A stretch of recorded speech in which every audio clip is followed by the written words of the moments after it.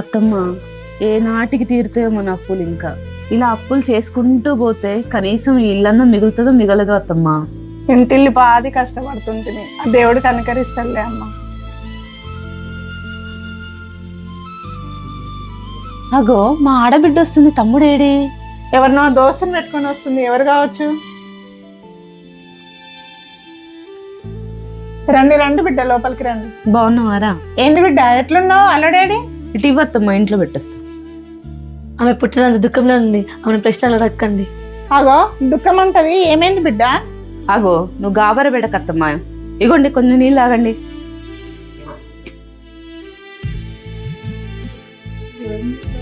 రెబిక జర నెమ్మది పడ్డావా? మీ అమ్మ గాబర పడుతుంది, మా తమ్ముడేడి? గామె ఎవరో దోస్తుని పట్టుకొని వచ్చిన, ఏంది ముచ్చట? అది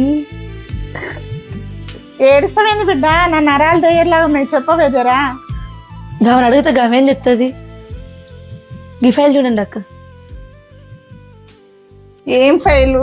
ఏమైంది నా బిడ్డకి? అయ్యా ఎస్ఐయా అమ్మా జర చెప్పు, ఏమైందో నా బిడ్డకి? నువ్వు టెన్షన్ పడకు, నన్ను టెన్షన్ పెట్టకత్తమ్మా. వీళ్ళు ప్రాంక్ చేస్తురా నిజం చెప్తురా అత్తమ్మా? ఇల్ల క్యాన్సర్ అని రాసుంది. నా ఆడబిడ్డ క్యాన్సర్ ఏంది? ఇది కానే కాదు, నేను డాక్టర్కి ఫోన్ చేసి కనుక్కుంటా.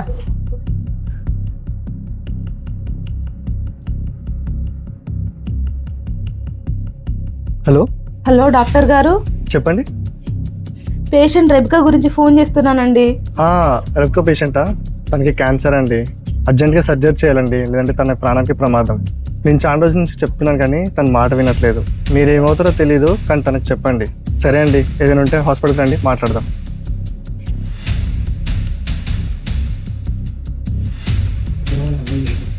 సరే డాక్టర్ గారు.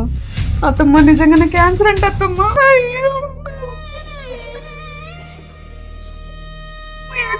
ఇట్లా అయిపోయింది.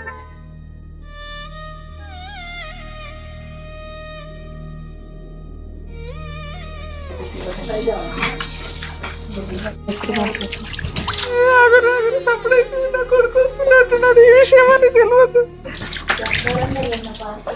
ఎందుకు అత్తమ్మ? ఆయనకెందుకు తెలియద్దు?